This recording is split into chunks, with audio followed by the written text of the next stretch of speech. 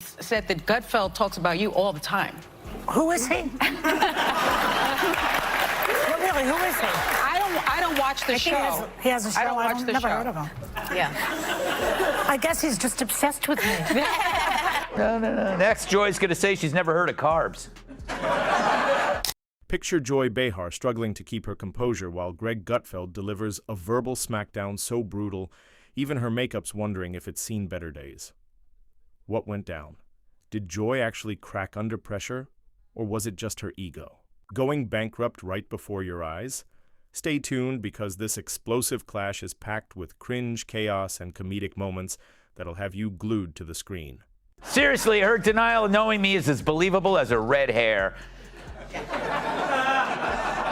But obsession? I mean, come on, Joy. Where would you even get that idea?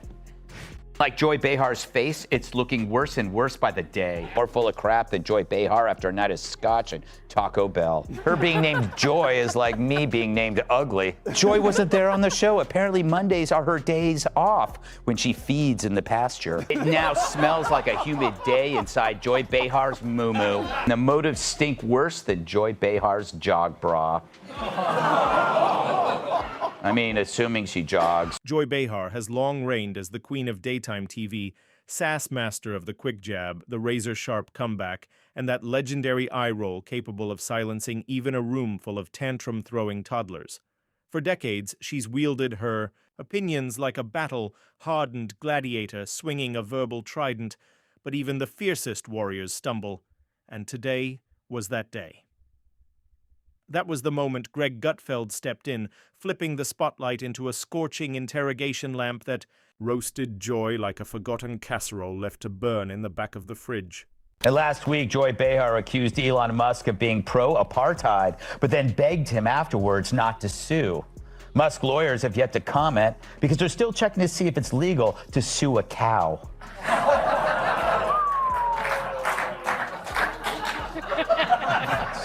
Shots fired. Just a legal question. I don't know why it's so upsetting. I don't make the rules in this country. Now let's shine the spotlight on Greg Gutfeld.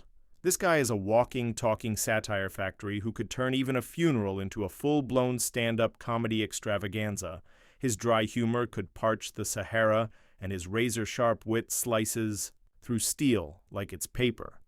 Greg doesn't just throw punches.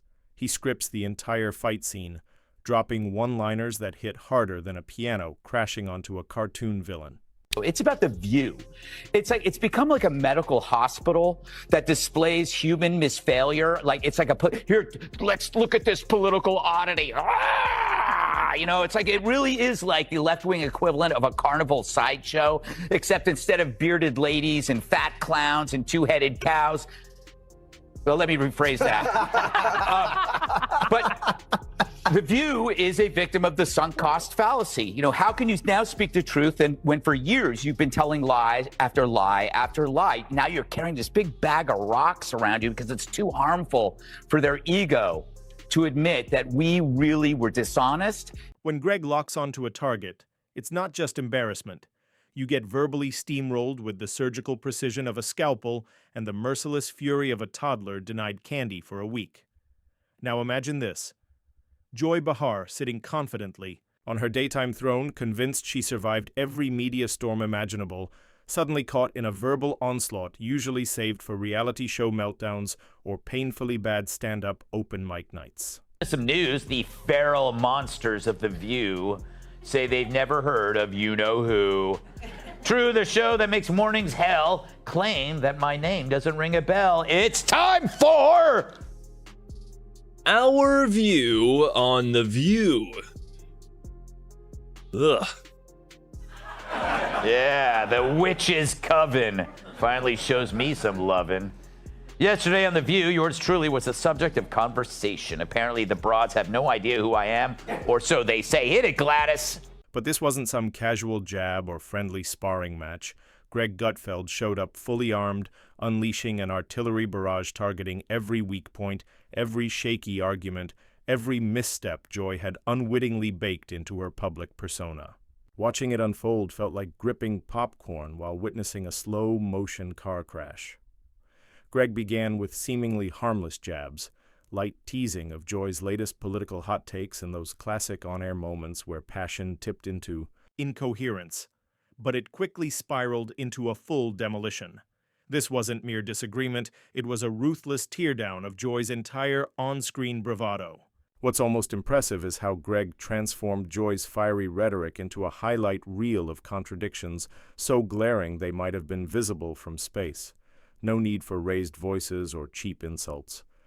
His sarcasm was a finely tailored suit of verbal armor, slicing clean through Joy's defenses. And the kicker? This wasn't a debate with back-and-forth volleying. It was a one-sided masterclass of wit versus will.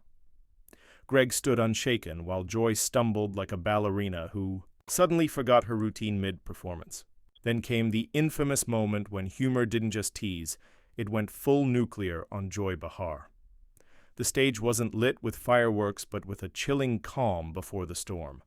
Greg, armed with a deadly mix of razor-sharp wit and rock-solid logic, circled Joy's recent remarks like a hawk honing in on prey, ready to strike. Terrible. Republican presidential candidate Tim Scott dropped by the Furry Five earlier today, and I thought the U.S. had a distinct policy against torture. He took the opportunity to call them out over crap Joy Behar recently said about him, specifically that he doesn't get systemic racism, which is like saying Brian Stelter doesn't get Ben & Jerry's. But Joy Behar gets racism after all. She's been black on Halloween. You see, Joy had recently dropped some zingers and hot takes. Nothing out of the ordinary for her. But Greg smelled blood in the water. Instead of a casual jab or playful nudge, he unleashed a blistering commentary that didn't just challenge Joy's stance, it methodically tore it apart. What made Greg's approach so lethal wasn't just the humor, it was the surgical precision behind every line. No wild swings here, each word was deliberate, every joke perfectly timed, and every logical point struck like a hammer.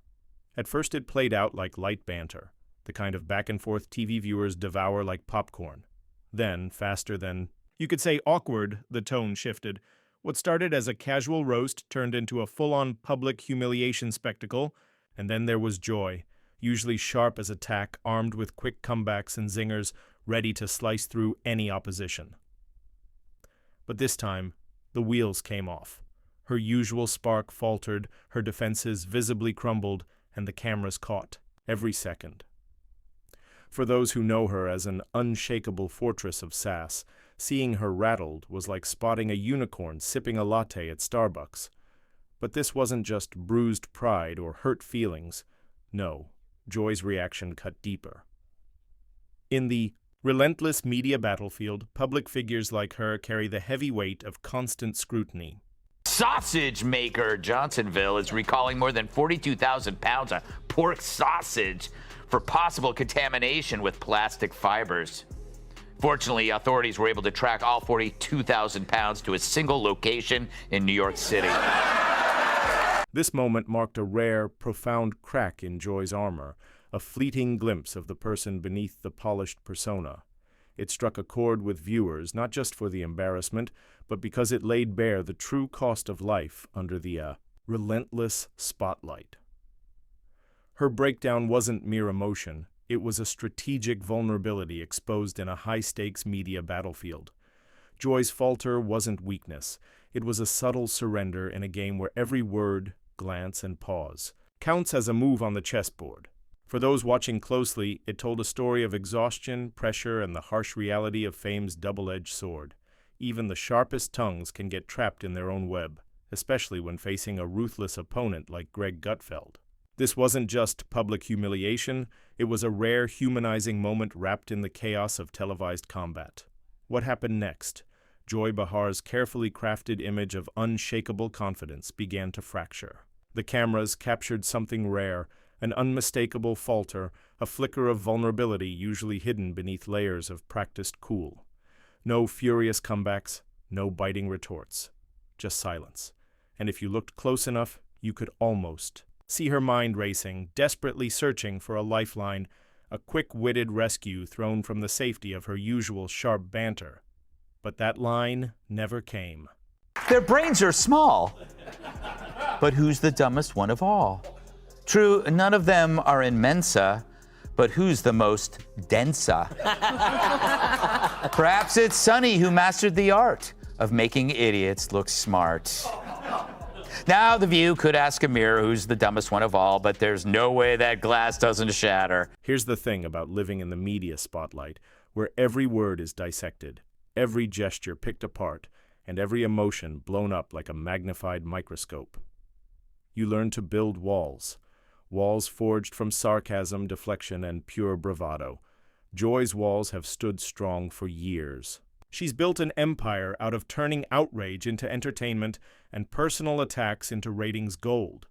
But even the toughest walls have weak mortar, and Greg Gutfeld just found the cracks in hers. This wasn't just a personal embarrassment. No, it was a cultural moment, a public spectacle sparking debates not just about who said what, but about the emotional cost of endless public scrutiny. Joy's breakdown wasn't about political correctness or losing a debate.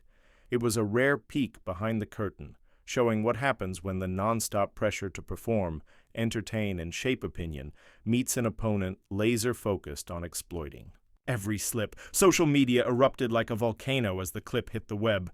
The usual camps sprang to life, some praising Greg's ruthless precision, others sympathizing with Joy's unexpected display of humanity. Memes flooded timelines, Greg as a gladiator in verbal combat, Joy as a cartoon overwhelmed by a title. Wave of sarcasm. The internet had spoken and the verdict was clear. Greg Gutfeld delivered one of the most savage public takedowns in recent memory, and Joy Behar was officially humbled on a stage she once thought she ruled. You know, I make fun of The View a lot, but that's only because they keep talking. Those hens are always clucking. They get to say stupid stuff for an hour every day, and then I get to say stupid stuff for an hour every day, except on purpose. But every now and then, one of those dingbats inadvertently says something that reveals modern liberal thought so perfectly it deserves further study. You know, like a weird serpent that washed up on the beach and you want to poke it with a stick. But why does this matter beyond the drama? Because it pulls back the curtain on the raw reality beneath the glitz and glam of televised punditry. This isn't just two media personalities clashing.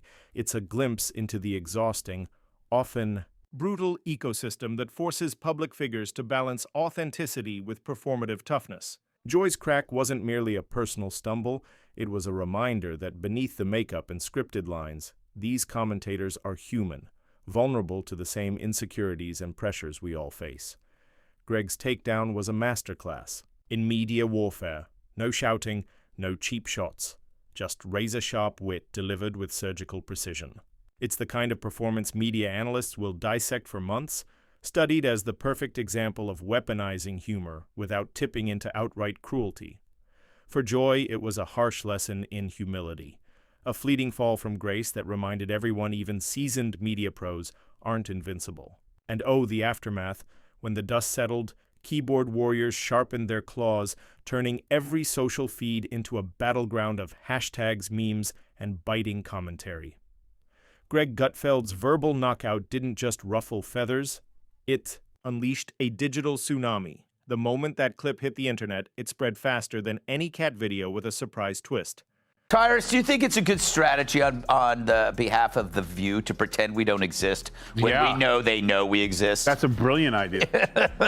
I do it all the time. Yeah. Gutfeld. I'm sorry, not ringing the bell. Usually at the airport. Yeah, all the time. Yeah. Huh? Really? I sit next to him? Really? How many? No, this is what elitists do who can't, like, if you don't know who someone is, how did you know to automatically hate him? Mm-hmm. Like, I mean, that's how fake and full of she is. Gutfeld, never heard of him. Don't like him. Why? Cause why? That's why I just turned to one of my kids. Cause why? Yeah. Cause I don't know who he is. Never heard of him at all in my entire life. But why? Cause I don't know. Because they are the last TV show to talk about high turnover. Mm-hmm. We've been rolling 3 steady for a long time. The conversation quickly shifted from did Joy Behar just falter to how far can humor go before it crosses the line into humiliation. Suddenly, the fragile art of media civility was center stage. Was Greg's takedown clever wit? Or just a bit too savage for prime time? Some hailed it as a masterclass in sharp commentary, Others saw it as a brutal reminder of the cutthroat world of modern punditry, where empathy takes a backseat to the quest for viral fame. The polarized ideological crowd pounced, of course, some cheering Greg as a hero of no-nonsense truth, others rallying behind Joy as the embattled warrior brave enough to show vulnerability in a merciless arena. Greg's performance exploded into a viral sensation, endlessly dissected by late-night hosts, social media influencers, and casual viewers alike.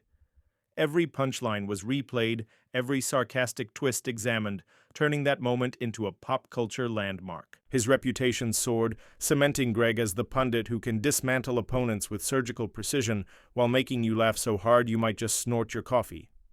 It was the kind of public humiliation that, painful for its target, becomes legendary for its executioner. Here's Joy Behar talking about refusing to share a kidney. I find my friends bizarre. with a Trump supporter. I won't give them a kidney, but I could be friends with them. Hey, Joy, it's a kidney, not a pizza. Of course, she's kidding at first, but then she goes on to explain the moral foundation for her resentment, and it's the same one that drives all deadly ideologies. Meanwhile, poor Joy found herself caught in a whirlwind of sympathy and scrutiny. Some corners of the internet offered genuine concern, applauding the rare glimpse of humanity beneath her armor. Others weren't so kind, seizing the moment to critique her career and question whether the once unshakable daytime diva had lost her edge. The spotlight intensified, shining a renewed and not always flattering light on her professional journey.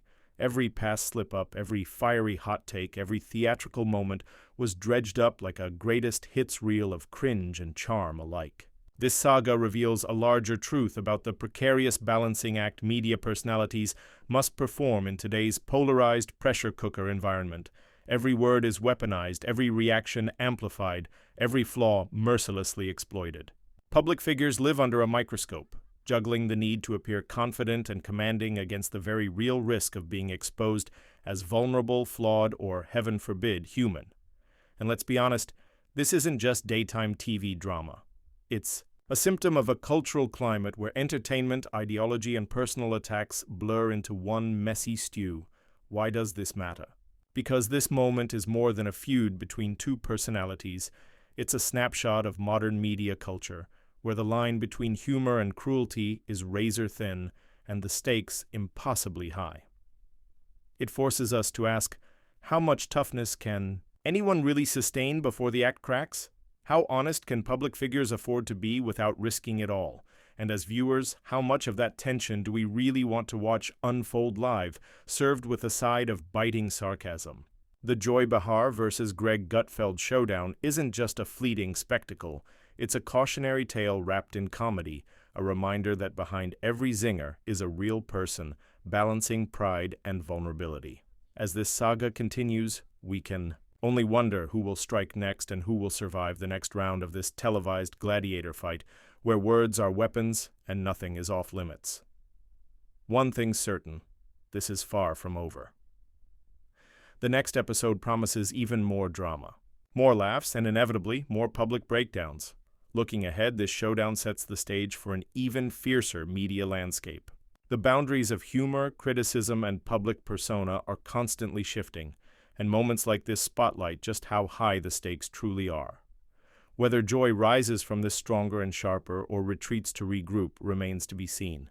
But one thing is clear, Greg Gutfeld just raised the bar for televised takedowns, and the media world will be buzzing about this episode for a long time. So while Joy might be quietly nursing her wounds behind the scenes, the rest of us have front row seats to one of the most entertaining, savage, and downright hilarious humiliations in recent media history. And honestly, it's about time someone reminded daytime TV that the pen really is mightier than the DA.